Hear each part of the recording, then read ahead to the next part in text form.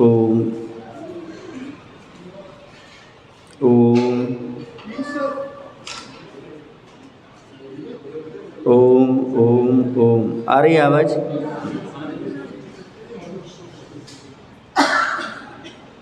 ओम नमः सिद्धेभ्यः।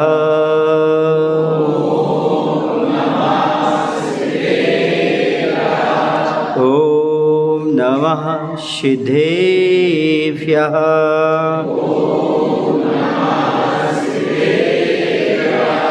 ओम नमः सिद्धेभ्यः।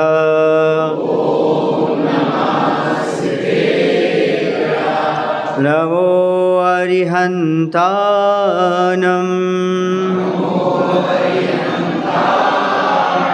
नमो सिद्धानं। नमो आयर्यानं।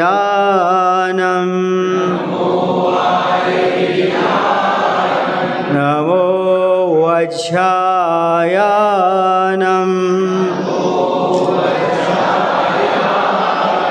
नमो लोये सौसाहुरम्।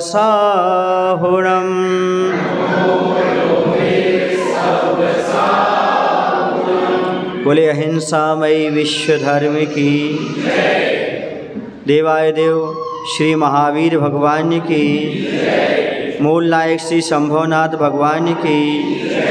आचार्य कुंद महाराज की। आचार्य गुरुदेव भगवान श्री विद्यासागर जी महाराज की।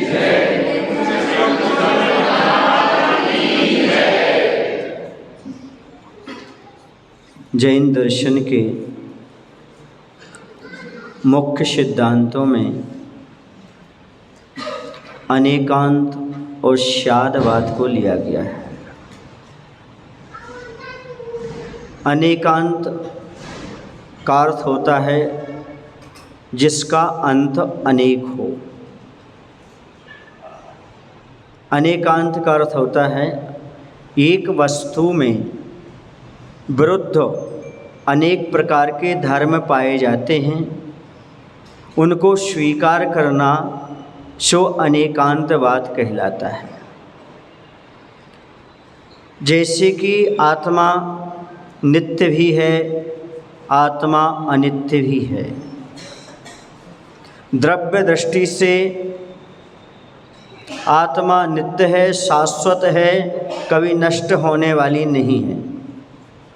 लेकिन पर्याय की दृष्टि से इस पर्याय को छोड़ करके दूसरी पर्याय में जाने वाली है। इस पर्याय का विलय दूसरे पर्याय में जाना इस अपेक्षा से अनित्य भी है।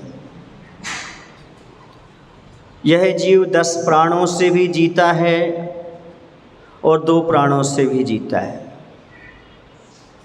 निश्चय से यह ज्ञान चेतना दर्शन से, ज्ञान दर्शन से जीता है और व्यवहार में 10 प्राणों के माध्यम से जीता है। 5 इंद्रिय मन वचन काय बल, 3 बल, आयु और श्वास, ऐसे 10 प्राणों से जीता है। इससे मृतक घोषित भी कर दिया जाता है, जबकि आत्मा कैसी होती है? अजर अमर होती है। ये तो हमने सामान्य से आपको बता दिया। अब आपको आपकी ओर ले जाते हैं। यहाँ पर कितने लोग हैं जो पुत्र हैं? हाथ नीचे कर लो। यहाँ कितने लोग हैं जो पिता हैं? आप पुत्र पिता नहीं हैं? हाथ करो ना, ऊपर हाथ करो। यहाँ कितने लोग हैं जो मामा हैं? यहाँ कितने लोग हैं जो भांजे हैं? यहाँ कितने लोग हैं जो चाचा हैं? नीचे हाथ कर लो। अरे पिता और पुत्र दोनों विरोधी हैं। पुत्र भी पिता है और पिता भी पुत्र है। हाँ, अब सुनिएगा कैसे हैं। तो आचार्य ने कहा अनेकांत को अभिव्यक्त करने की जो पद्धति है उसका नाम स्यादवाद है। अनेकांत को अभिव्यक्त करने की जो पद्धति है, शैली है, उसका नाम है स्यादवाद। स्यादवाद का अर्थ होता है कथनचित। क्या होता है? कथनचित। लेकिन भारत के बहुत सारे दार्शनिक हुए, उन दार्शनिकों ने इसे शायदवाद कह दिया। स्यादवाद को क्या कह दिया? शायदवाद कह दिया। शायद पिता भी हैं, शायद पुत्र भी हैं। और जैन दर्शन कहता है कथनचित पुत्र हैं, कथनचित पिता हैं, अपेक्षा लगा करके। उन्होंने शायद कह करके संशयवाद पैदा कर दिया। हमारे जो सिद्धांत थे उसमें उलटफेर कर दिया, वो समझ नहीं पाए। इसलिए लोगों ने कहा ये शायदवाद हमें जमता नहीं, शायदवाद हमें समझ में नहीं आता, क्योंकि शायदवाद को उन्होंने क्या कर दिया? शायदवाद। शायदवाद नहीं है, कदाचित नहीं है, कथनचित है। कथनचित का अर्थ होता है यह पिता भी हैं, पुत्र भी हैं। अपने पिता की अपेक्षा आप कौन हैं? पुत्र हैं। गौरव जी आप खड़े हो जाइए। पिताजी का नाम? श्रीमान राजेश जी की अपेक्षा आप कौन हैं? पुत्र हैं। आपके पुत्र का नाम? अतिशय जैन की अपेक्षा आप पिता हैं। ये अनेकांत है। तो आप पिता भी हैं, तो आप पुत्र भी, लेकिन किसकी अपेक्षा? पिता की अपेक्षा पुत्र है और पुत्र की अपेक्षा पिता है। भांजे की अपेक्षा और मामा की अपेक्षा भांजे। दोनों विरोधी होने के बावजूद भी आप में विद्यमान ये सब चीज़ें। एक ही चीज़ में अनेक विरुद्ध गुणधर्म होते हैं, उनको जो स्वीकार करता है एक साथ, उसका नाम क्या है? अनेकांतवाद है। मोक्ष मार्ग है भी, नहीं भी है। निश्चय में कोई मार्ग नहीं होता, लेकिन व्यवहार में मार्ग होता है। निश्चय से ना किसी का जन्म होता है, ना किसी का मरण होता है, लेकिन व्यवहार में जन्म भी होता है और मरण भी होता है। आ रहा है कुछ समझ में आपको? महाराज ये तो बुद्धू बनाने की चीज़ नहीं हो रही है, ये आपको समझाया जा रहा है। जैसे वह नहीं रहे हैं, फिर बाद में हाय लगा कि नहीं लगा? नहीं के साथ हाय क्यों? वे यहाँ नहीं वहाँ रहे हैं, उनका स्वर्गवास हो।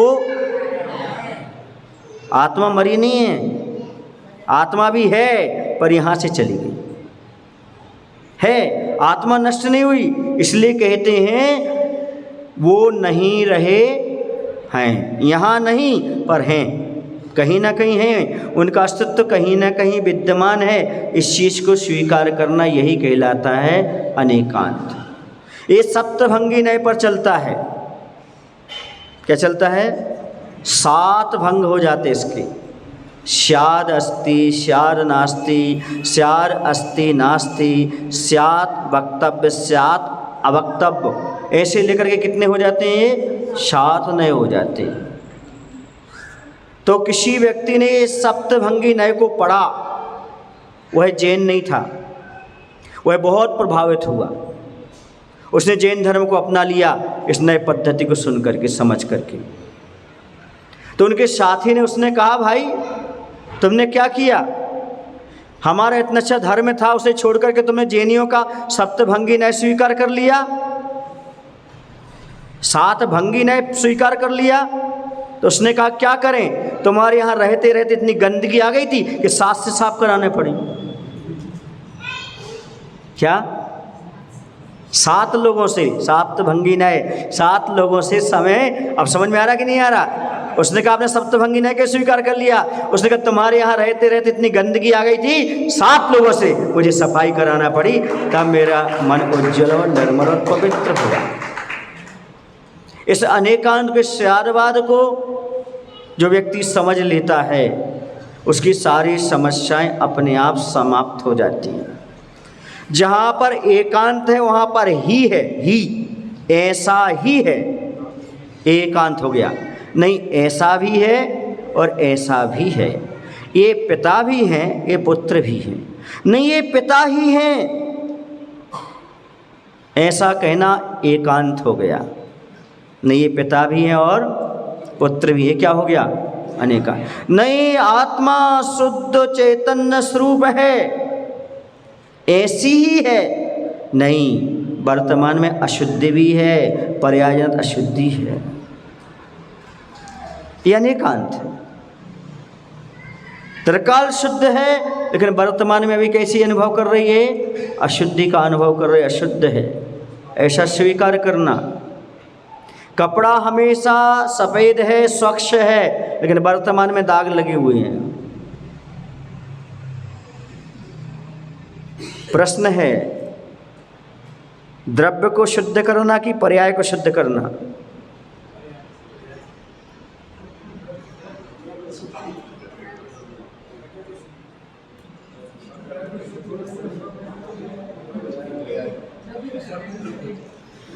बोलो,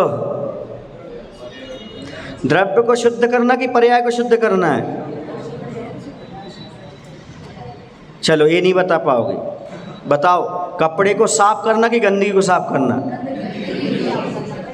बोलो ना, फिर कहने में क्या आता है? कपड़ा साफ कर रहे हैं। कपड़ा यदि साफ नहीं होता तुम्हारे से शुद्धि हो नहीं सकती थी।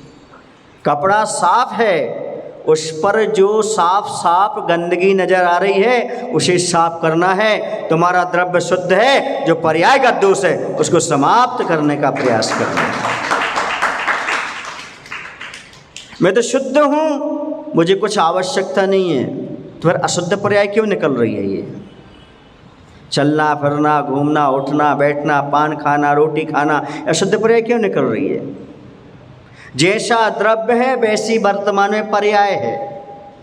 वर्तमान में अपने आप को आपको अशुद्ध द्रव्य मानना पड़ेगा, तभी अशुद्ध पर्याय निकल रही है, ऐसा स्वीकार करना पड़ेगा। महाराज, हमने तो सुना सभ्य शुद्धा शुद्ध नया, सारे जीव शुद्ध हैं। बिल्कुल हैं, ये निश्चय नहीं की अपेक्षा से। एक द्रव्य दूसरे द्रव्य का कर्ता धर्ता नहीं है, ये निश्चय नहीं है। अशुद्ध निश्चय नहीं से स्वयं के परिणामों को करता है, व्यवहार नहीं से दूसरे की भी करता है, यह निकांत है। ये द्रव्य कुछ करता धरता नहीं है शुद्ध निश्चय नहीं से। अशुद्ध निश्चय नहीं से अपने परिणामों का करता है और व्यवहार नहीं से दूसरे का करता भी है। ये है अनेकांत और शादवाद। नहीं, मात्र आत्मा किसी का करता धरता नहीं, एकांत है। अपने परिणामों के अलावा किसी का निमित्त नहीं बनता, ये भी एकांत है। ऐसा ही है, एकांत है, ऐसा भी है, अनेकांत है। आचार्य ने लिखा, ही से भी की ओर ही बड़े सभी जन लोग, छह के आगे तीन हो विश्व शांति का योग। ताली क्यों बजा दी? 36 का आंकड़ा नहीं होना चाहिए, 63 का होना चाहिए। 6 के आगे एक दूसरे का मुख देख सकें। 36 में क्या होता है? ये ही है नहीं, एकांत। और एकांत क्या कहता है? 6 के आगे 3 हो। ये मेल की बात होती है। जहाँ पर ही होगी वहाँ पर आपका एकांत लड़ाई झगड़े शुरू, और जहाँ पर भी होगा वहाँ पर लड़ाई झगड़े समाप्त। निश्चय भी हमें श्रोधार्य है और व्यवहार भी हमें श्रोधार्य है। यह है 6 के आगे 3। किसके आगे?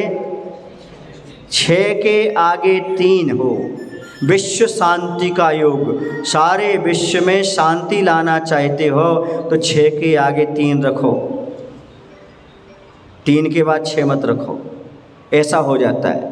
3 इस तरफ देखता है तो 6 इस तरफ देखता है।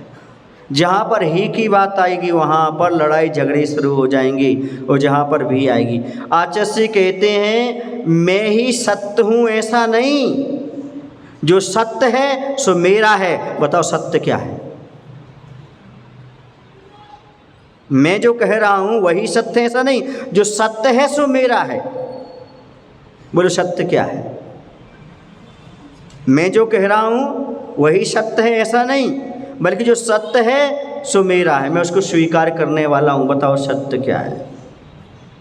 जहाँ पर हठग्राहिता आती है एकांतवाद आ जाता है। जहाँ पर एक दूसरे के विचारों को सम्मान दिया जाता है वहाँ पर अनेकांत आ जाता है। एक वस्तु में विरुद्ध अनेक गुणधर्म हैं, उन सभी गुणधर्मों को स्वीकार करना, अन्य व्यक्ति की बात को भी स्वीकार करना, इसका नाम अनेकांत है। अनेकांत में गुंजाइश होती है, एकांत में कोई गुंजाइश नहीं होती। पत्थर पर फेंका गया पानी या तो उचट जाता है या फिर साइड से निकल जाता है, लेकिन पानी में फेंका गया पत्थर पानी के अंदर समा जाता है, और जहाँ पर डाला गया पत्थर समा जाए वो अनेकांत है, वह सबको लेकर के चलने वाला हो। अब इसके बारे में विस्तार से यदि समझाएंगे आपको तो बहुत सारा आलाप पद्धति खोलना पड़ेगी, हमें बहुत सारा विषय खोलना पड़ेगा। बस ये समझ लो, एक वस्तु में अनेक गुणधर्म होते हैं, उन्हें स्वीकार करना, विरुद्ध गुणधर्म, यही हमारे लिए अनेकांत और शादवाद है। जब कई व्यवहार और निश्चय की बात खोलेंगे तब उसको 1 घंटे में अलग से समझाएंगे। अब दूसरा विषय हमारा ये था, ये विषय समझ में आ रहा, किसी को नहीं आ रहा? आ रहा है। बाद में संकट समाधान के लिए भी समय देंगे। अगला हमारा प्रश्न ये था कि आप ट्रेन में बैठे हैं, कोई आपसे पूछता है आपके मुनि महाराज नग्न क्यों रहते हैं? आप उन्हें जवाब नहीं दे पाते, मैं दे रहा हूं। जो रूप कुरूप बेरूप हों वही पहने अंबर, हमारे प्रभु और गुरु तो हैं सर्वांग सुंदर, इसलिए हमेशा रहते हैं दिगंबर।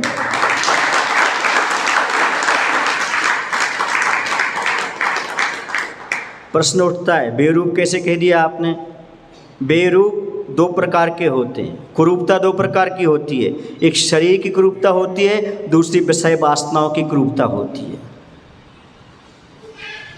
हमारे साधु बाहर से भी कुरूप नहीं है, अंदर से भी कुरूप नहीं है। अंदर उनके पास वासना रूपी कुरूपता नहीं है। जैसे एक छोटा सा बच्चा होता है, क्या होता है? छोटा सा बच्चा होता है, वह माँ की गोद में, बहन की गोद में खेलता रहता है, ना उसे विकार उत्पन्न होता है और ना माँ बहन को विकार उत्पन्न होता है। ये है कुरूपता का अभाव। अंदर की जो वासना है वो उनके अंदर नहीं है, इसलिए वो दिगंबर रहते हैं। आया समझ में? जो रूप बेरूप कुरूप हों वही पहने अंबर, हमारे प्रभु और गुरु तो हैं सर्वांग सुंदर, इसलिए हमेशा रहते हैं दिगंबर। ये सामान्य से समझाने के लिए लोगों को हो गया। दूसरा, हमारे मुनि महाराज ने दुख से घबरा करके दीक्षा नहीं ली। संसार में बहुत दुख हैं, अभाव हैं, प्रतिकूलताएं हैं, इसको देख करके उन्होंने दीक्षा नहीं ली, बल्कि समझकर दीक्षा ली है। सुन रहे ना? चीज़ को समझना अलग है, उस चीज़ से घबराना अलग है। समुद्र की गहराई को जानना समझना अलग है और उससे घबराना अलग है। संसार में बहुत प्रतिकूलताएं हैं, संसार में बहुत दुख हैं, इसलिए हे भगवान मैं नहीं चाहता, साधु कहता है मेरे द्वारा किसी को दुख पहुँचे, इसलिए उसने वस्त्र पहनना बंद कर दिया, क्योंकि वस्त्र को उठाते सुखाते रखते जीवों की हिंसा होती, उस हिंसा से बचने के लिए दिगंबर मुद्रा को स्वीकार कर लिया।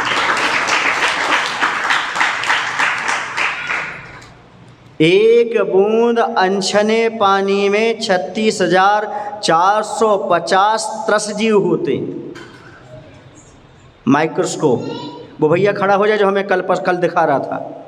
कौन भैया था जो कल हमें दिखा रहा था माइक्रोस्कोप पर? आज आया कि नहीं आया? नहीं आया। 1 ड्रॉप ऐसा कुछ लिखा था उसमें इतने बड़े बड़े जीव चलते हुए दिखा रहे हैं वो। और यदि साबुन का पानी उस पर गिर रहा है तो उसकी चमड़ी कैसे उधर उधर कहीं फैल रही है, वो भी वो माइक्रोस्कोप के माध्यम से देख रहे हैं। जो जीव उस नाली के अंदर हैं, आपका साबुन का पानी, निरमा का पानी उसके ऊपर पड़ रहा है, उसकी क्या दशा हो रही है। जैसे आपके ऊपर तेजाब डाल दी जाए, क्या डाल दी जाए, ऐसी उस पर स्थिति दिखा रहे हैं वो। आप यूट्यूब पर खोल कर देखना, पूरा दिख रहा है उस पर। इसलिए मुनि महाराज कपड़े का विकल्प नहीं रखते। यदि कपड़े पहनेंगे तो सुखाने का, रखने का, परिग्रह का दोष भी, जीवों की हिंसा भी, बहुत सारा पाप लग सकता है, जीवों को दुख पहुंच सकता है। अपना दुख तो सह लेंगे वो, सर्दी गर्मी वर्षा सह लेंगे, लेकिन अपने माध्यम से किसी जीव का दुख ना हो, ऐसा सोच करके वो दिगंबर मुद्रा के धारी बन जाए।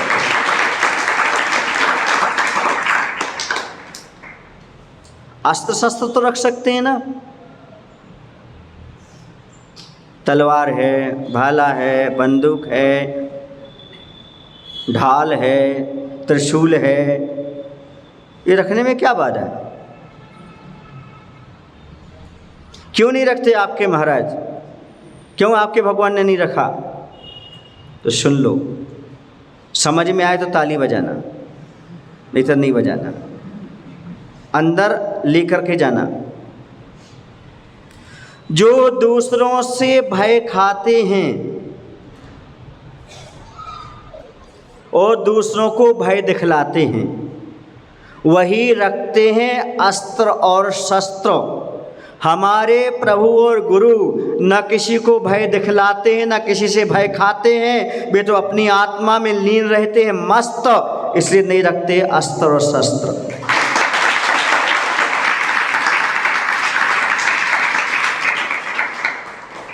शस्त्र अस्त्र रखना भय का प्रतीक है, प्रतिकार का प्रतीक है। महाराज कोई हमारे ऊपर आक्रमण करेगा, अपनी सुरक्षा के लिए हमने रखा है। बोलो, आपको भय है ना अपनी सुरक्षा का? जिस साधु ने अपने शरीर को अपना ही नहीं माना, तो उसे भय किस चीज का?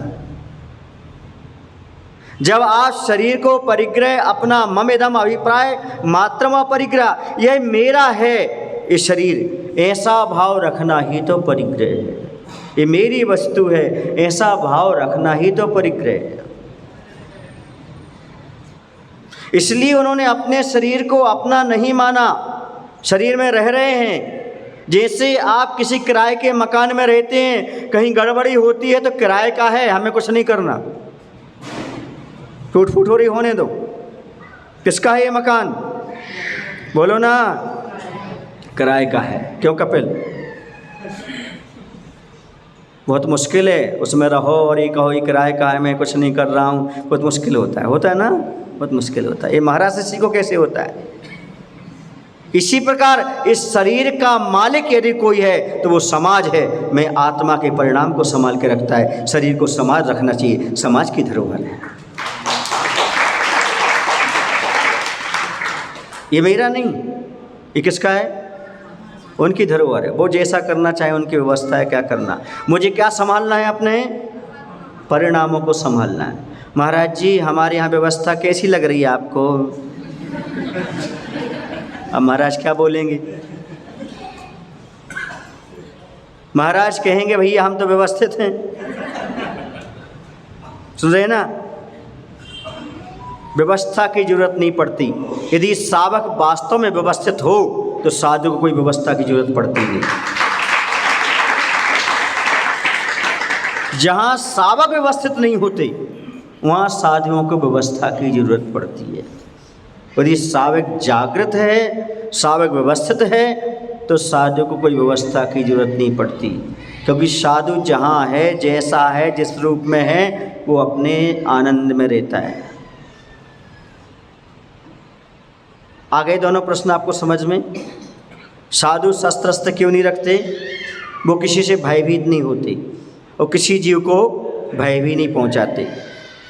हमने एक बार एग्जाम्पल दिया था, यहाँ दिया था और कहीं दिया था पता नहीं, यदि यहीं दिया है तो दोबारा सुन लो। बेगमगंज में एक बंदर आता था, वो नहीं डरता था हमसे, पास में आकर के बैठ करके खा जाता था, ना हमसे डरता था ना हमें डराता था, और कोई दूसरा आ जाए तो उसको डराता था। क्यों? क्योंकि जैसे हमारे परिणाम होते हैं, सामने वाले के परिणाम भी वैसे ही हो जाते हैं। यदि हमारे किसी जीव को डराने के भाव नहीं है तो सामने वाला पशु पक्षी जान जाता है, आपको डराता नहीं है, साइड से अपने आप निकल करके अपना काम करके चला जाता है। शेर हो तो भी चला जाता है, सांप हो तो भी चला जाता है। यदि तुम्हारा पुराना बैर ना हो तो, क्या ना हो, पुराना बैर ना हो तो न सांप कुछ बिगाड़ता है। एलोरा में तो रात को 1 बजे सांप आ गया था, शरीर के ऊपर से घूमता घूमता, सब में घूमता घूमता, और एक आधा पौन घंटे तक अंदर रहा, कभी कोई नुकसान नहीं उसने पहुंचाया उस समय, नाग पंचमी के दिन। अब क्यों आया था ये उसकी व्यवस्था है, लेकिन पूरा पौन घंटा रहा उस कमरे में, मैं भी रहा, और चुपचाप सब कुछ करने के बाद एक पैकेट पड़ा था नीचे, उसमें जा कर के बैठ गया था। कोई हानि नहीं, उसे पता था कि ये हमें हानि नहीं पहुंचाएंगे, और मुझे पता था यदि मेरा तेरे से बैर नहीं है तो मुझे हानि पहुंचा ही नहीं सकता। ना भय खाना, ना भय दिखलाना। आधे जानवर से आप भयभीत हो जाते हो, वो समझता ही हमें मारने के लिए आ रहे, तो आप पर अटैक कर देता है। जब शांत बैठे रहो, कुछ नहीं करता, शांति से वही भी चला जाता है। क्योंकि अहिंसा, दया, करुणा वो भाषा है जो मूक पशु पक्षी भी समझते हैं, जानते हैं, वह कोई बाधा पहुंचाते नहीं है। तो यदि आपके अंदर भय नहीं है तो समझ लेना आपसे कोई भी भयभीत होने वाला नहीं है। आप दूसरे से डरते हो तो वो भी आपसे डरेगा। आपकी भावना का जो संप्रेषण होता है वो सामने वाले तक पहुंचता है। संप्रेषण जानते हैं आप लोग? अरे पापा जी, मैंने आज ही तो सोचा था कि मिठाई खाना, अब मिठाई लेकर के आ गए। ये संप्रेषण पहुंच गया उनको बाजार में। क्या पहुंच गया? संप्रेषण पहुंच गया, और यहाँ से यहाँ तक आ गया। मैं नरसिंहपुर में महावीर जयंती को प्रवचन कर रहा था। अचानक मेरे प्रवचन करते करते समय मुझे मन में आया, आचार्य मुझे याद कर रहे, तो मैंने मंच पर बोल दिया, लगा आचार्य ने मुझे अभी याद किया है, और वहाँ भी प्रवचन चल रहे थे। और आचार्य क्या बोल रहे थे? लोगों ने आकर बताया, आचार्य बोल रहे थे एक कुंथुनाथ भगवान हुए, उनका जो नाम पड़ा, उन्होंने कुंथु जीवों की रक्षा की। कुंथु 3 इंद्रिय जीव होता सबसे छोटा, उस जीव की रक्षा की है, ऐसे कुंथुनाथ भगवान हुए। मतलब उनकी दृष्टि में तो आ गया हूँ, तभी तो मुझे याद आया।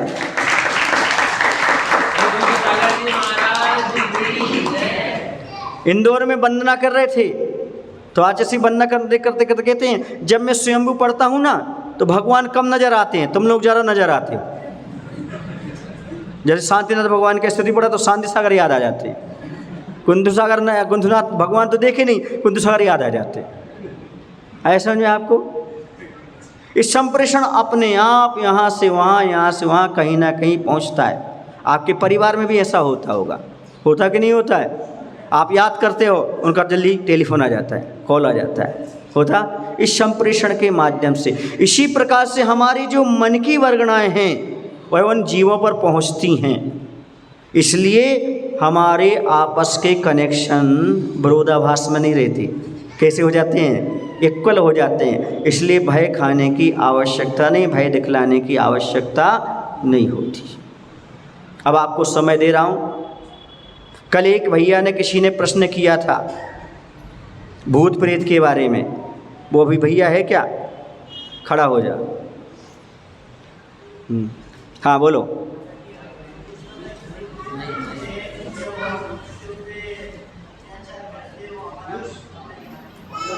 पास में आओ, सुनाई कम दे रहा है।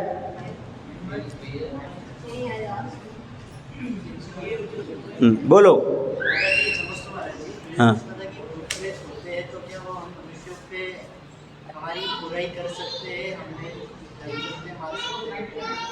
बैठ जाओ।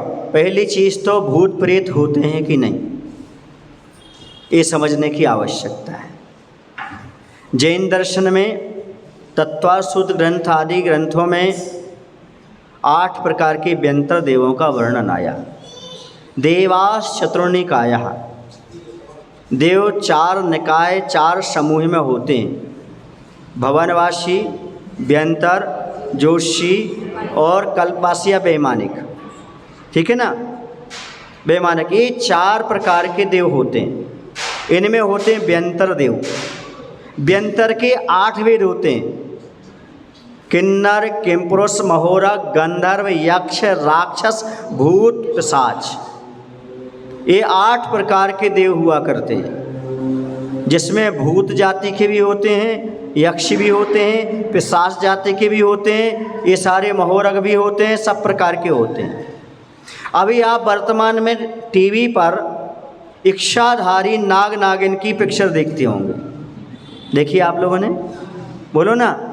वो जंगल में क्या करता है, पहले देव सा रहता है, फिर नागिन बन जाता है, फिर नाच नूच करके फिर बन करके वो चला जाता है। ऐसा देखा ना आपने, देखा है। ये कहाँ से कल्पना आई उनके पास, ये पिक्चर कैसे बनाई उन्होंने? ये ऐसी बनाई, हमारे यहाँ महोरग जाति के देव होते हैं। कौन से होते हैं? महोरग। उरग माने होता सांप, महो उरग। जिन देवताओं को नाग नागिन बनने की ज़्यादा शौक होता है, आप बोलते हैं इसको, ये रुचि होती है, वो महोरग जाति के देव कहलाते हैं। क्या होते हैं? उन्हें नाग नागिन बन करके भ्रमण करने का शौक रहता है, आनंद आता है, वो कहलाते हैं महोरग जाति के देव। इन सबको पढ़ करके उन्होंने क्या बना दिया? इच्छाधारी नाग। समझ गए ना? वो देव नीचे आते हैं, नाग का रूप धारण करते हैं और अपनी कीड़ा करके और फिर पुनः वो अपने मूल रूप में चले जाते हैं। ये महोरग जाति के देव। ठीक है। अब भूत होते हैं कि नहीं होते हैं? सुनो, कोई भी देव होते हैं वो सर्वांग सुंदर होते हैं। कैसे होते हैं? उनके बाल नहीं होते, उनके नाखून नहीं होते, उनके खून पीप आदि नहीं होता, वैक्रिक शरीर होता है। कैसा होता है? वैक्रिक शरीर होता है। वो विक्रिया से बाल बना सकते हैं, विक्रिया से नाखून बना सकते हैं, विक्रिया से आपका रूप बना सकते हैं, गाय का रूप बना सकते हैं, वृक्ष का रूप, कोई भी रूप धारण कर सकते हैं। वो उनके पास पृथक विक्रिया होती है। ये अपने से बहुत सारे रूप बनाने की क्षमता होती है उनके पास। वो चाहें तो आपके पिताजी के रूप बना करके आ जाएं, भाई के रूप बना के जाएं, मित्र के रूप में आ जाएं, वो कोई भी रूप बना करके आपके सामने आ सकते हैं। अब प्रश्न ये उठता है, वो हमारा भला और बुरा कर सकते हैं क्या? तो उनके पास 2 शक्तियां होती हैं। प्रभाव, आप लोग पढ़े ना, स्थिति प्रभाव आया ना। प्रभाव का अर्थ होता है उनकी शक्ति, शापानुग्रह शक्ति। कौन सी शक्ति हो उनके पास? शाप माने बुरा करने का, शाप दे दी, श्राप दे दी, श्राप दे दी, बुरा करने का। अनुग्रह माने उपकार करने की। 2 प्रकार की क्षमताएं देवी देवताओं में होती हैं। निकृष्ट से निकृष्ट देव भी 100 लोगों को मारने की और 100 लोगों के घर बसाने की क्षमता रखता है। कौन सा देव? निकृष्ट से निकृष्ट देव ही एक साथ 100 लोगों को मार सकता है और 100 लोगों को बचा भी सकता है, उसकी व्यवस्था भी कर सकता है। लेकिन तुम्हारा पुण्य का उदय हो तो कर सकता है, आपका भला, और पाप का उदय हो तो बुरा, या फिर तुम्हारा पूर्व भाव में बैर हो उससे। जैसे कमठ का सुने ना, पूर्व भाव में कोई ना कोई आपका ऋणानुबंध होना चाहिए, या अच्छे में होना चाहिए या बुरे में होना चाहिए, तो वो आपका सहयोग कर सकता है। क्या कर सकता है? सहयोग कर सकता है, आपको बता सकता है। यदि ऐसा नहीं है तो कोई देवी देवता आपका कोई बिगाड़ नहीं कर सकता, कोई आपका भला नहीं कर सकता। कंडीशन कौन सी? पुण्य का उदय हो तो भला कर दे, पाप का उदय हो तो बुरा कर दे, या फिर आपका उससे पहले से झगड़ा हो या प्रेम हो।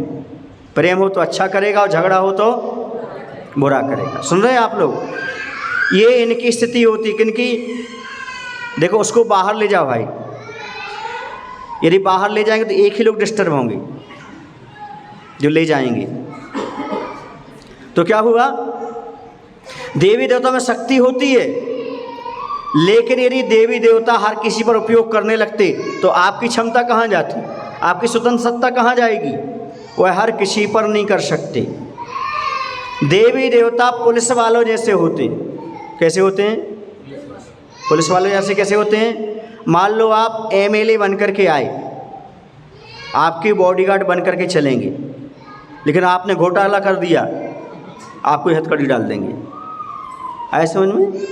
जब तक आप सही रास्ते पर चल रहे हो आपका सहयोग करेंगे, आपने गलत कर दिया तो आए समझ में? उनसे आपको कोई प्रॉफिट नहीं है। पुलिस वाले की दोस्ती भी अच्छी नहीं और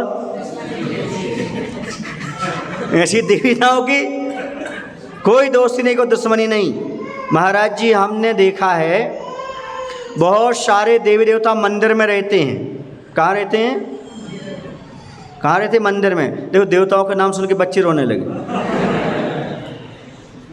तो क्या उन्हें नमस्कार करना चाहिए? देवी होती है, कोई क्षेत्रपाल होते, कोई पद्मावती होते, कोई यक्ष होते, कोई यक्षिणी होते हैं। आप उनको मानते हो क्या? मैं मानता हूँ, मैं देवी देवताओं को मानता हूँ, क्योंकि आगम की आज्ञा है। आप देवताओं तो को मानिएगा, लेकिन जैसा उनका स्वरूप है वैसा मानिएगा। क्या? देवी देवता को जैसा स्वरूप है। देवी देवता असंयमी होते हैं, पूजनीय नहीं होते हैं। ऐसा मैं आगम में लिखा है, ऐसा ही मैं उनको मानता हूं।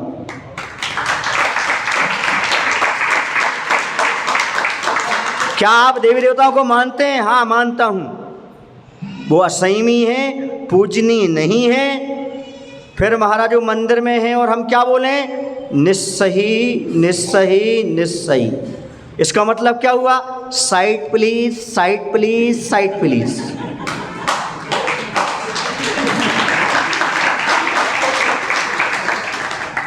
क्योंकि आपके पास कॉमन सेंस नहीं है क्या? कोई व्यक्ति सामने दर्शन कर रहा है तो साइड प्लीज, मैं भी दर्शन कर लूँ, ऐसा नहीं बोल सकते क्या आप? ये कॉमन सेंस तो होना चाहिए ना आपके पास। ऐसे ही भगवान के मंदिर में मान लो कोई देवी देवता दर्शन कर रहे हैं तो आप क्या बोलेंगे? निस्सही निस्सही निस्सही। और आपकी भाषा में side please, side please, side please, बस। इसके अलावा ना जय जिनेंद्र, ना जोहार है, ना और कुछ है।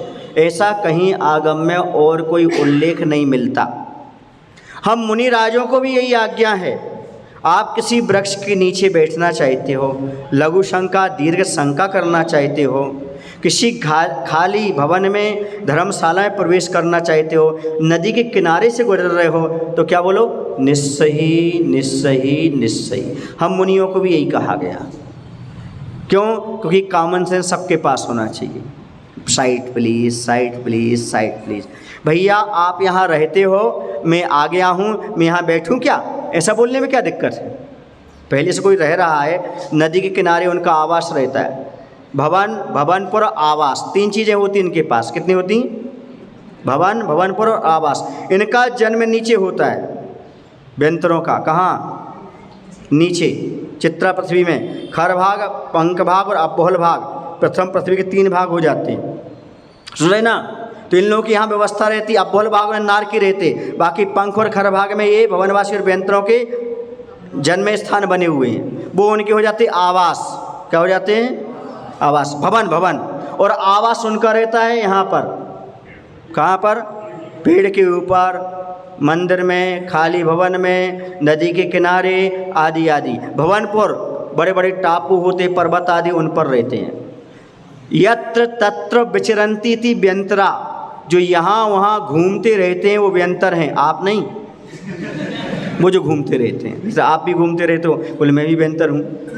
नहीं, जो देवी देवताओं को कोई ठिकाना नहीं होता एक स्थान पर, वो यहाँ यहाँ घूमते रहते हो, क्या कहलाते हैं? व्यंतर। समझ में आए ना?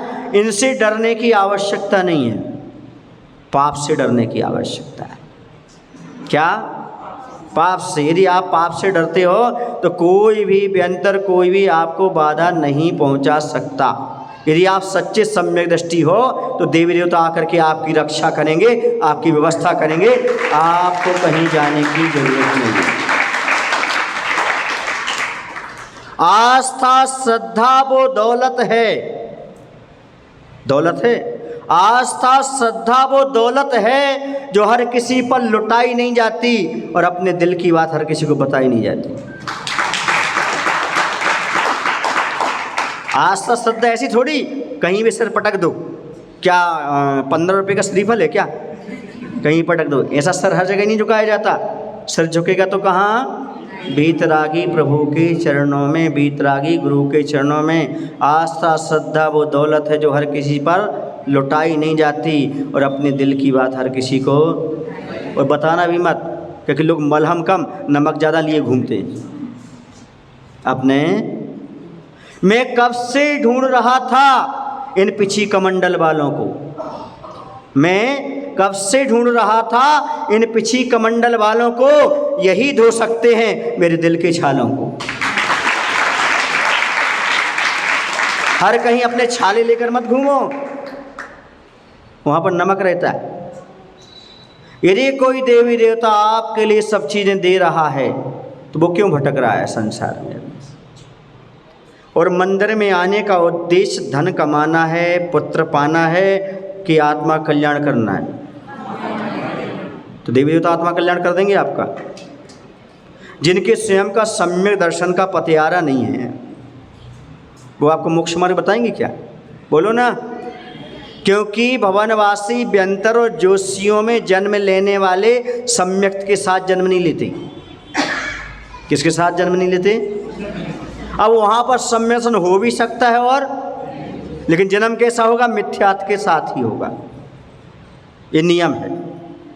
और देवियों में भी जन्म होगा तो मिथ्यात्व के साथ ही होगा, बाद में सम्यसन होना ना बात अलग। स्त्रियों में जन्म होगा तो मिथ्यात्व के साथ ही होगा, बाद में सम्य दर्शन हो भी सकता और नहीं। और पंचम काल में जिसका भी जन्म हुआ सबका मिथ्यात्व के साथ हुआ। इसलिए आचार्य कहते हैं जन्म जयंती नहीं मनाया करो, मुनि महाराज की मत मनाया करो, क्योंकि महाराज का भी जन्म क्या हुआ? मिथ्यात्व के साथ सबका हुआ। सुन रहे ना आप लोग? मनाना है तो दीक्षा दिवस मनाओ, अच्छे से मनाओ।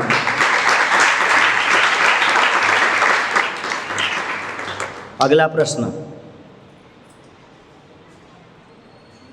आगे आ जाओ। अच्छा हाँ बोलो।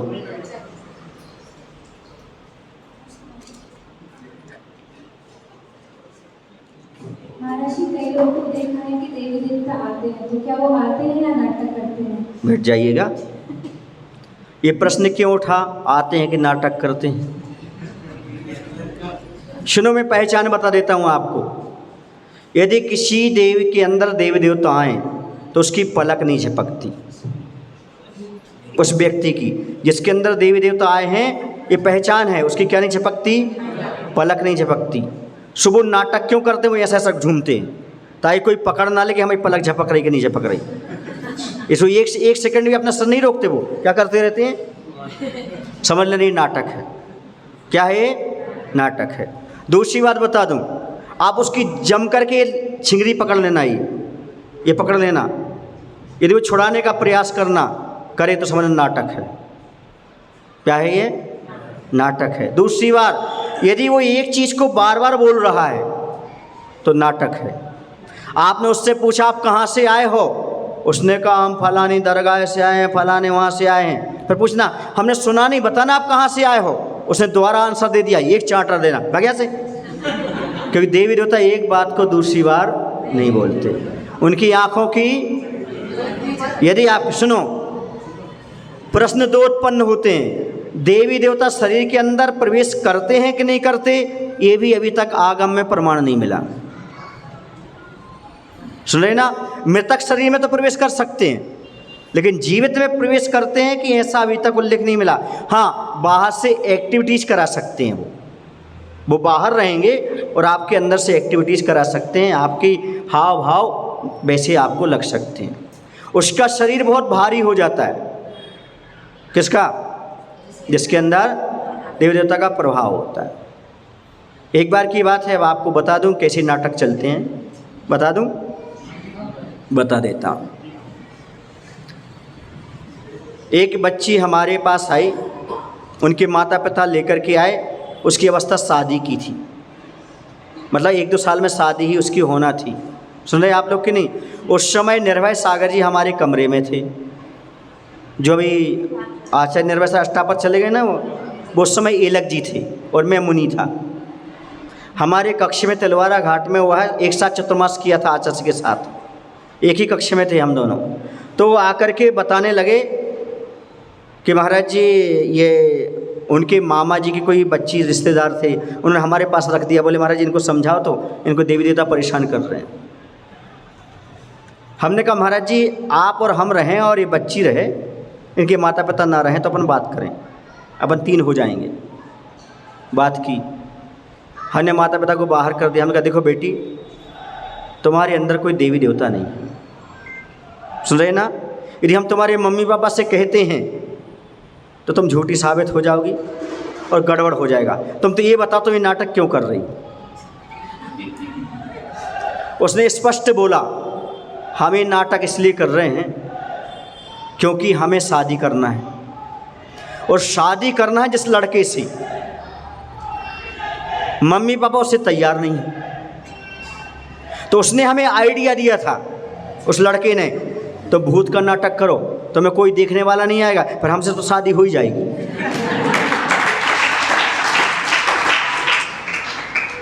सुन रहे हैं आप लोग? आया समझ में आपको?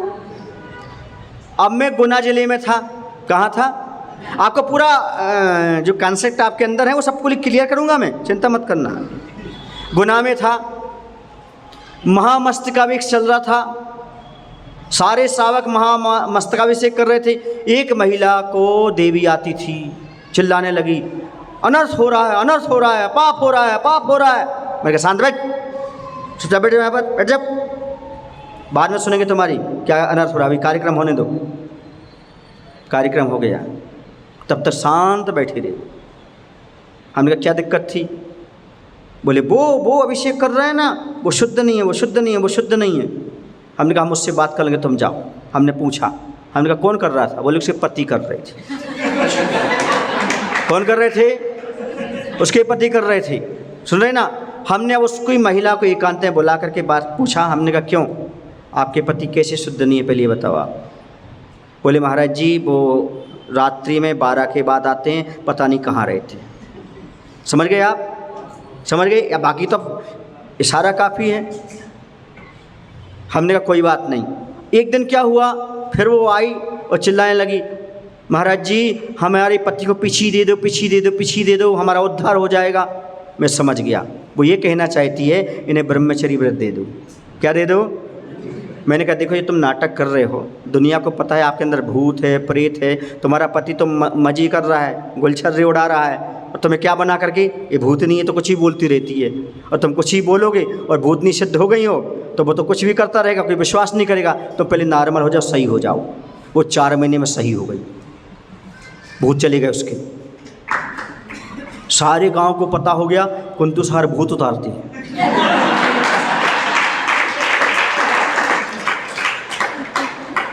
सुन रहे हैं आप? तो क्लियर बता रहा हूं मैं आपको, जो है सो है ना। बोले उसके बाद तो उस महिला को ये हर हफ्ते में आती थी, और जैसे महाराज जी ने उसको संबोधन दिया है, एक भी बार भूत नहीं आया। अब वो हम जा रहे हैं, भूत नहीं जान रही कि भूत क्यों नहीं आ रहा है। समझना, ये संसार की स्थिति है। उसको पति को बुलाया, उसे समझाया, बात की, उसके बाद दोनों आज तक बड़ी शांति से जीवन जी रहे हैं। मैं गौरझामर में था,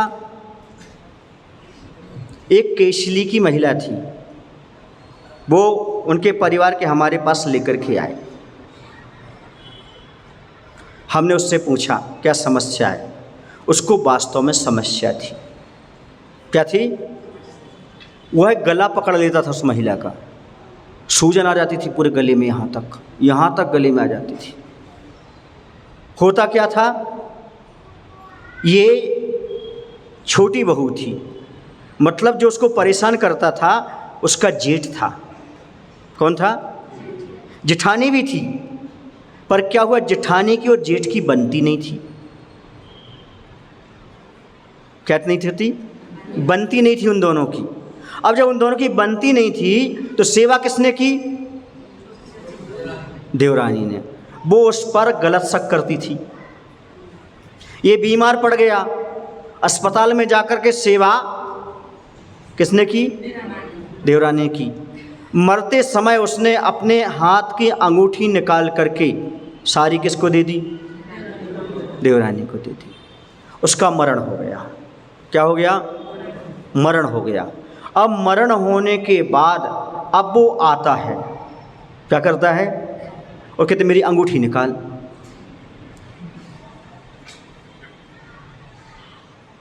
फिर मैंने उसको समझाया।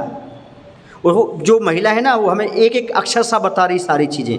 कौन? वो आकर के बता रहा है कि महाराज जी हम ऐसे हैं, ऐसा ऐसा है। हमने उससे कहा एक काम करो, तुम यदि वास्तव में जैनी थे और अभी तुम भगवान पर श्रद्धा रखते हो, देखो तुमने ऐसा काम किया और ये पैसों के पीछे, धन दौलत के पीछे इतना लोभ अभी भी आपको लगा हुआ है, तुम किस योनि में जाओगे? कहाँ भटकोगे? जरा सोचो तो। मैं मंत्र करूँगा तो हमारा आत्म ध्यान होगा, तुम्हें पीड़ा पहुँचेगी, हम मुनि नहीं बचेंगे। यदि हम मंत्र तंत्र करके तुम्हें भगाने लगे, कोई तुम्हें मंत्र दे दिया इसको, तो तुम्हें पीड़ा होगी, और पीड़ा होगी तो पाप किसको लगेगा? तो हम ऐसा तो करेंगे नहीं तुम्हें, न तुम्हें कीलेंगे, न तुम्हें कोई मंत्र देंगे, न तंत्र देंगे। बस इतना संबोधन दे रहे हैं, तुम अपना कल्याण चाहते हो, इस महिला को छोड़ दो, शिखर जी जाओ, वहाँ की परिक्रमा करो, आनंद करो। उसके बाद वो कभी नहीं आया। शिखर जी गया, परिक्रमा कर रहा होगा। सुन रहे आप लोग कि नहीं? क्योंकि ये आपका लाइव चल रहा है, वरना भी मैं आपको कुंथलगिरी की घटना बता देता। समझ रहे हैं ना? तो कुछ ऐसी चीज़ें होती हैं, ऐसा नहीं कि देवी देवता होते नहीं, होते हैं, आते हैं पास, सारा निवेदन भी करते हैं, पर आप उससे प्रभावित मत होइएगा। वो हमसे कह रहा था कि आप श्रवण गोलगेला चल रहे हो, हमें ले चलो। हमने कहा भैया हम मुनि हैं, हम दासी दास नहीं रखते, परिग्रह अपने पास नहीं रखते, आप जहाँ हो वहाँ पर रहिएगा, हमें यात्रा करने दीजिए। देवी देवता होते हैं, रक्षा भी करते हैं, सेवा भी करते हैं, वैयावृत्ति भी करते हैं, आपकी निगरानी भी करते हैं। क्यों? क्योंकि आपका कैसा जीवन व्यतीत हो रहा है। आप नकार नहीं सकते कि देवी देवता नहीं होते, और यहाँ देवी देवता सुन नहीं रहे हैं, ये भी आप मना मत करना, वो यहाँ बैठकर सुन भी सकते हैं। लेकिन डरने की बात इसलिए नहीं है क्योंकि हम सच्चे बीतरागी के उपासक हैं, और सभी देव देवता बीतरागी के उपासक हुआ करते हैं। आपको कोई बाधा पहुँचने वाली नहीं। अब देखिए महाराज जी, हमने सुना है कि कुछ महाराजों के पास जाओ तो वरदान दे देते हैं, अच्छा भी हो जाता है। अब सुनिएगा आप कैसे अच्छा होता है, क्लियर करूं। जैसे कि हमारे पास समाज के कोई दो वरिष्ठ व्यक्ति बैठे हुए हैं, धनाढ्य हैं, ठीक है ना। कोई गरीब व्यक्ति आया, मेरा भक्त है, उसने कहा महाराज जी नमोस्तु, हमें बड़ी समस्या हो गई है, हम ऐसा करना चाहते हैं पर पैसे नहीं हैं, गाड़ी नहीं है, साधन नहीं है, हमारा बैग चोरी हो गया, ऐसा हो गया, वैसा हो गया। हमने तो आशीर्वाद ही दिया, लेकिन जैसे वो बाहर निकला, ये जो दो वरिष्ठ लोग बैठे थे वो पीछे से गए। क्यों? ये महाराज जी का भक्त है। क्या है? उनसे कहा भाई तुम्हें क्या समस्या? बोली ये समस्या, लो ये पैसा ले लो, ये भोजन ले लो, उसकी व्यवस्था कर दो। क्या महाराज के बिना वो व्यवस्था हुई? क्या महाराज ने की? क्या बोलो? नहीं। बस ऐसे ही आप महाराज के पास आए, महाराज हमारा ऐसा काम बन जाए, उसी समय देवता नमस्कार कर रहा हो, देवता बैठा हो, तो महाराज तो काम नहीं करेंगे, वो जाके आपकी एप्लीकेशन की फाइल खिसका देगा, आपका काम बन जाएगा। आया समझ में आपको? इसे तो कहते आचार्य जी पास जाओ, महाराज जी पास जाओ, कोई काम करते, महाराज जी से आशीर्वाद ले लो भैया, महाराज से ऐसा कर लो। पता नहीं उस समय कौन आकर के महाराज के पास बैठा हो, आपके एप्लीकेशन सुन करके वहाँ जा करके आपका काम कर दे। तो महाराज ने किया क्या? महाराज तंत्र मंत्र करते क्या? नहीं, माता महाराज ने आशीर्वाद दिया था, उसने सुन लिया, पट्ठा गया और काम करके लौट आए। अभी आपके पास कभी आए गुना के डॉक्टर प्रीतेश जैन। कौन? प्रीतेश जैन हैं, डॉक्टर में वो मुगावली के हैं। वो पहले साईं बाबा के भक्त थे। किसके भक्त थे? लेकिन जब हमारे प्रवचन सुने, हमारे पास आने लगे, अब कट्टर सम्यक दृष्टि बीतरागी के भक्त हो गए। उन्होंने, उनके पास एक बच्ची थी, उन्होंने जाकर के हॉस्पिटल में लिंग परीक्षण कराया कि इसके पेट में बच्चा है कि बच्ची है। सुन रहे ना, वो खुद डॉक्टर, उन्होंने खुद परीक्षण किया तो बच्ची। कौन? वो हमारे पास आए, बोले महाराज जी हमारे पास एक बच्ची पहले से है, हमें बच्चा चाहिए। हमने कहा आशीर्वाद है। क्या बोला? बोले महाराज जी लेकिन रिपोर्ट तो ये बता रही। हमने कहा उस रिपोर्ट की चिंता मत करो, आशीर्वाद है, बच्चा ही होगा। हमने कहा बच्चा नहीं होगा तो बच्ची बच्चे से बढ़ के होगी, और जब समय आया तो बच्चा हुआ। क्या हुआ? वो बोले महाराज जी आपने विज्ञान को फेल कर दिया, साइंस को फेल कर दिया। मैंने फेल नहीं किया, मैंने कहा एक अहिंसा धर्म का पालन करके आशीर्वाद दिया था, कहीं तुम उसको एवर्सन न करा दो, इसलिए उसका प्रताप है कि आपके लिए वो अच्छा ही है। ये जादू टोना नहीं है, ये भावना का प्रभाव है। आप जैसी भावना भाओगे वैसा परिवर्तन होता चला जाएगा, कोई रोकने वाला। सोचो मेरे पास तो ये बच्चा ही है, बच्चा ही, बच्ची क्यों सोच रहे हो? उसका भी तो पुण्य है, वह हो सकता है आपके लिए बहुत बड़ा काम कर जाए। कभी कभी बच्चे तो बाहर निकल जाते हैं, बच्ची ससुराल में जाकर के भी सहायता करती रहती है, बच्चे जैसा काम करती रहती है। तो एक विश्वास रखो, काम रखो। उनके पिताजी थे, खुशहाल चंद जी नाम था, क्या नाम था उसके, सुखचंद जी उनके पिताजी। अब वो दिल्ली में थे भर्ती। मैंने कहा काय को फालतू में वेंटिलेटर का वो बढ़ा रहे हो, तुम तो यहाँ लेकर आओ, संबोधन करें। वो लेकर के, वो डॉक्टर ने मना कर दिया महाराज जी वो आप तक नहीं पहुँच सकते। कहाँ? आप बीना में हो, सागर में, हम कहाँ दिल्ली में, हम नहीं पहुँच पाएंगे। हम कहा आएंगे, वो जीवित आएंगे, जीवित आएंगे, लेकर के आओ। डॉक्टर की बात मत मानो, मेरी बात मानो। वो लेकर के आए, जीवित आए, मैंने संबोधन किया, संबोधन के 10 मिनट बाद गए वो। विश्वास तो रखो। दूध से दही, दही से मई, जो महाराज जी ने कही वही सही। अगला प्रश्न, वो पीछे थे कोई, वो वो 2 बार बैठ चुके हैं बेचारे। ऐसे ही बोल दो जोर से।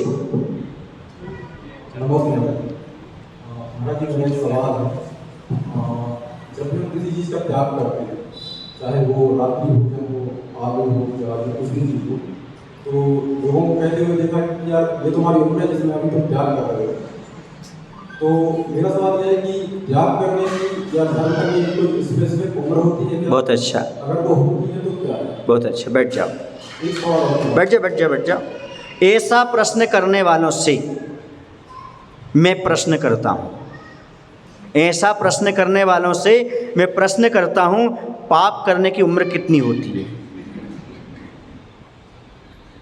पाप कौन सी उम्र में करना चाहिए? बचपन में, जवानी में? बोलो ना। पाप किसी भी उम्र में नहीं करना चाहिए, सीधी बात है। हर उम्र में धर्म ही करना चाहिए, त्याग ही करना चाहिए। त्याग की कोई उम्र नहीं होती। जब जागे बाकी जीवन भर अंधेरा, जब आप जाग गए तभी सवेरा। और आपकी उम्र तो पर्याय की उम्र दिख रही है, आप तो अनादिकाल से जी रहे हो, ये आत्मा अनादिकाल से। इसी पर्याय को ध्यान मत दो, छोटा हो या बड़ा हो, यदि उसमें दृढ़ता है तो वह त्याग कर देना चाहिए। चलिए एक और सवाल। हाँ, महाराज जी जैसे शाकाहार है, वेजिटेरियन, तो हम उसको कैसे जस्टिफाई करें? कई बार क्या होता है कि हम लोग ऑफिस में रहते हैं और टीम लंच होते हैं, तो सभी लोग नॉन वेजिटेरियन वेजिटेरियन लोग सभी लोग साथ में बैठ के खाना खाते हैं या लंच करते हैं। आपने देखा होगा कि आपके पास 2 प्रकार की दवाई रखी है, ठीक है ना? सेल्फास भी रखी है और ताकत बढ़ाने वाला टॉनिक भी रखा है। आपकी दृष्टि किसकी ओर रहती है? आप क्या भूल कर भी सेल्फास में हाथ लगाना का पसंद करेंगे? डॉक्टर बोले तो, पिताजी बोले तो, दोस्त बोले तो, किसी की नहीं सुनेंगे, टॉनिक पिएंगे। ऐसे कोई कितना भी कैसा भी करे, आप शाकाहारी करना, किसी के प्रभाव में नहीं आना और कोई चीज़ को स्वीकार नहीं करना। तर्क कैसे देने, जस्टिफाई कैसे करें? हैं? तर्क कैसे? तर्क नहीं देना, उनको समझाना है कि भाई मैं किसी जीव के मरे हुए कलेवर को जब हम छू नहीं सकते, छूने में सूतक लगती है। यदि परिवार में कोई व्यक्ति मर जाता है तो उसे छूते हैं तो स्नान करना पड़ता है। हम मांस को छू रहे हैं और खा रहे हैं, हमें क्या स्नान करना पड़ेगा, हम क्या करेंगे, कौन सा प्रायश्चित करना पड़ेगा? इसलिए मैं मांस को छू भी नहीं सकता क्योंकि मुझे पाप लगता है।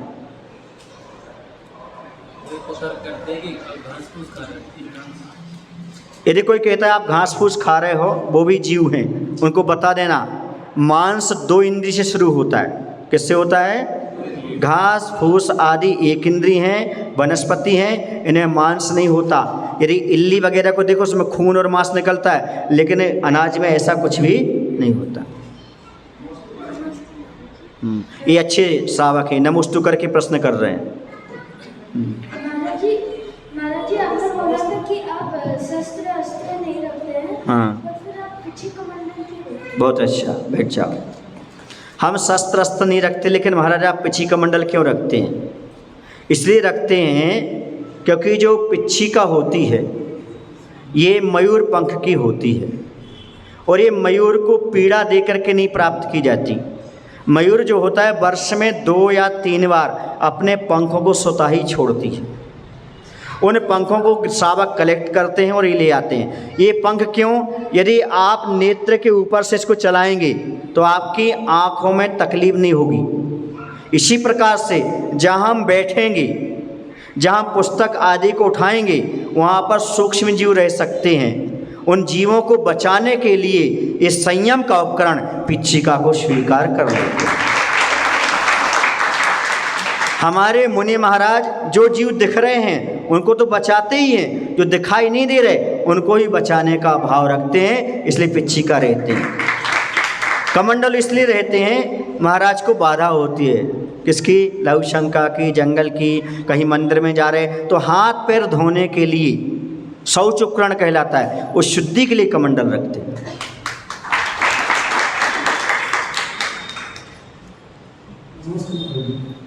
महाराज जी मेरा प्रश्न अनेकांतवाद से रिलेटेड था।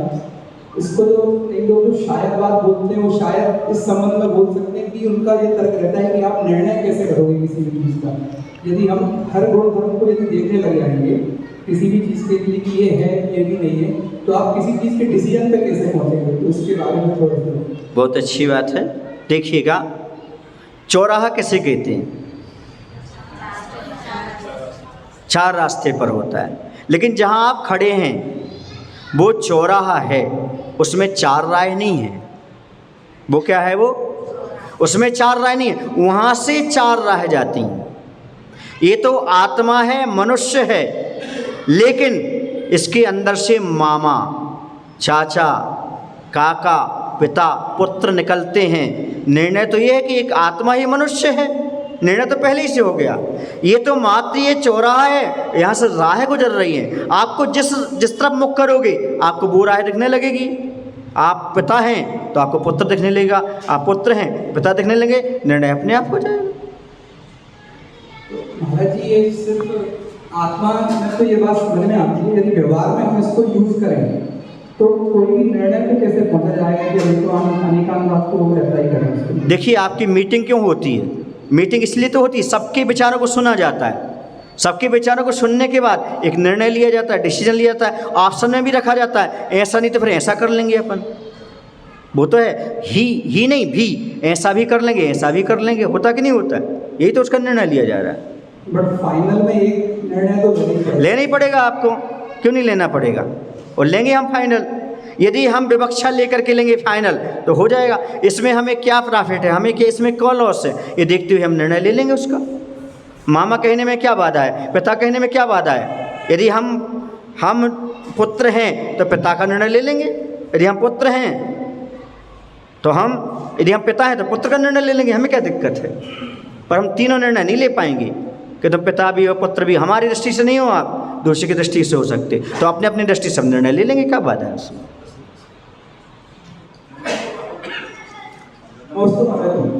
मेरा प्रश्न है कि भगवान वितरागी है, सर्वहितोपदेशी है, और यहाँ जितने भी श्रावकाएं आते हैं सभी अपना आत्मकल्याण करने आते हैं।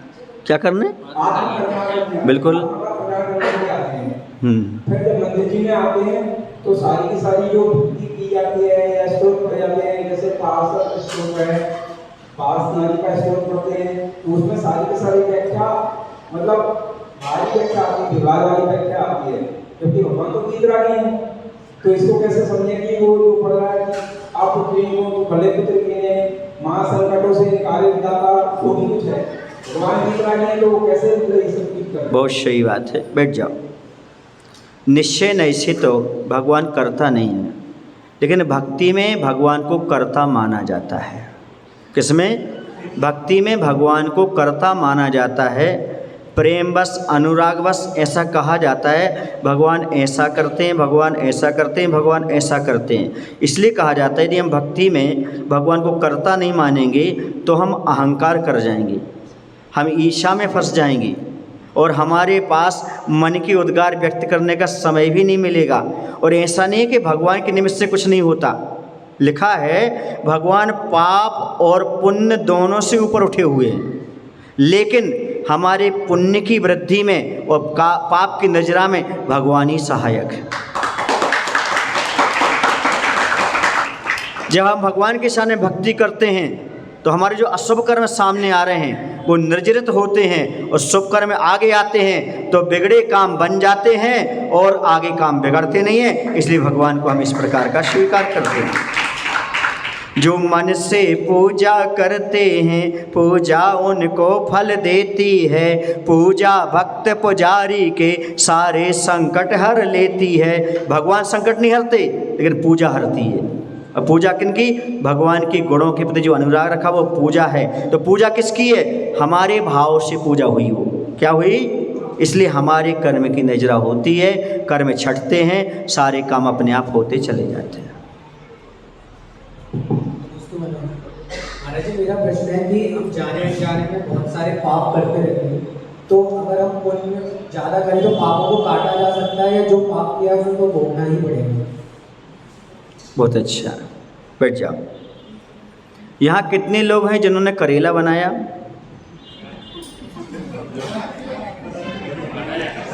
बनाया करेला?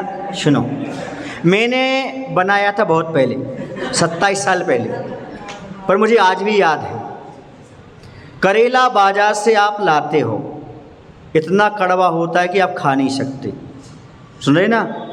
लेकिन उसे नमक के पानी में डाल देते हैं।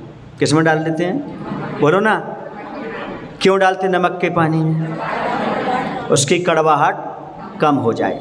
फिर जब उसकी कड़वाहट कम हो जाती है, उसको बनाने के बाद फिर किशमिश का, छुहारे का, अमचूर का क्या लगाते हो? झोंक, बघार, ताकि उसकी और कड़वाहट कम हो जाए। सुन रहे ना? ऐसे ही हमारे पास जो कर्म का उदय आ रहा है वो बाजार का करेला है। क्या है? भगवान के जो 6 आवश्यक हैं वो नमक का पानी है, उसमें डालो। किस में डालो? नमक के पानी में।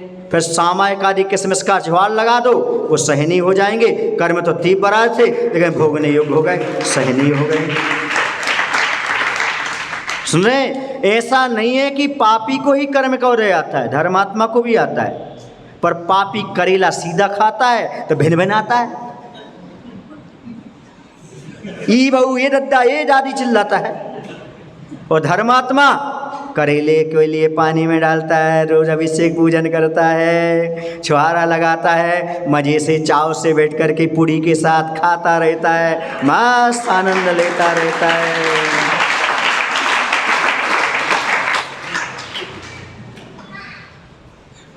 साढ़े 4 बज गए। हाँ बोलो। एक प्रश्न होता कि मनुष्य जो है वो आयु कर्म लेके आता है, तो ये अकाल मृत्यु कैसे होता है? बहुत अच्छा है, बैठ जाइएगा।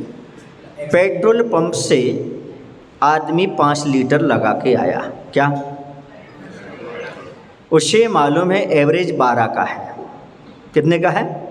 12 पंचे 60 किलोमीटर चल जाएगी गाड़ी।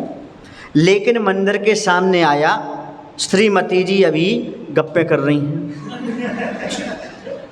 वो कह रहा, हाँ 1 मिनट में आ रहा हूँ, 1 मिनट में आ रहा हूँ। फुर फुर फुर। बेचारा 20 मिनट तक गाड़ी को बंद नहीं की। 1 मिनट में आ रहा हूँ, 1 मिनट में आ रहा हूँ, 1 मिनट। अब महिलाओं के 1 मिनट तो आप जानते हो। अब 20 मिनट में आपकी गाड़ी कितने किलोमीटर जा सकती थी? 5 किलोमीटर तो 10 किलोमीटर तो जा सकती थी, 10 किलोमीटर। अब कितनी बची वो? 60 जाना थी उसको, कितनी बची? 50 जाएगी, 10 कहाँ गई? पेट्रोल तो पूरा जला लेकिन कम समय में जल गया। क्या हो गया? आयु तो पूरी खत्म हुई लेकिन कम समय में हो गई।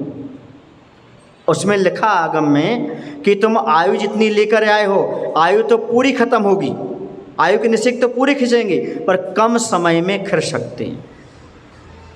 क्या कह सकते हैं? कम समय। आयु कम नहीं बचेगी, आयु तो पूरी खत्म होगी, पर कम समय में हो जाएगी। क्यों? विष के भक्षण करने से, खान पान आन पान का निरोध करने से, सांस को रोक लेने से, रक्त का क्षय हो जाने से, विष का भक्षण कर लेने से, अस्त्र शस्त्र के पड़ने से आपके आयु के निषेक जल्दी खिर जाते हैं, इसलिए अकाल मरण हो जाता है। समझ गए? कुछ लोग कहते हैं जो अकाल मरण मरते हैं वो बेंतर बन के भटकते रहते हैं, उनकी आयु अब रहती नहीं। यहाँ इस शरीर छोड़ने के बाद ये आयु नहीं बचती, फिर वो देव पर्याय में चला जाता है या और कोई पर्याय में चला जाता है, भटकता नहीं है वो। यदि किसी को दिखता है तो वो बेंतर बन गया, ये समझ के चलो, वो आपके पास आ रहा है या आपको दिखा रहा है, बाकी इस पर्याय की आयु में नहीं भटकता कोई। मनुष्य चौरा है, चारों पर्याय में जा सकता है, कोई नियम नहीं कि मनुष्य मनुष्य ही बने। और एक बात ध्यान रखना, जिस व्यक्ति को आगे की आयु कर्म का बंध हो गया है उसका अकाल मरण नहीं होता। जैसे राजा सैनिक का अकाल मरण नहीं माना जाएगा। आत्महत्या अलग चीज़ है और अकाल मरण अलग चीज़ है। राजा सैनिक का अकाल मरण इसलिए नहीं माना जाएगा क्योंकि उनकी आयु पहले बन चुकी थी। इसलिए कोरोना में कुछ अकाल मरण भी गए होंगे और कोई स्वयं मरण करके ऐसे सुता ही गए होंगे, क्योंकि जिनका आयु का पहले बंद हो गया होगा तो कोरोना से भी गए होंगे, अकाल मरण नहीं कह सकते। बोलो महावीर भगवान की जय। आशा विद्या सागर जी महाराज की जय। जावाणी के ज्ञान ते सूझे लोकालो, सोवाणी मस्तक धरो सदा देते हूँ दो। हे जिन वाणी भारती माँ तोह जपो दिन रैन, जो तेरो शरणाग है सो पावे सुख चैन।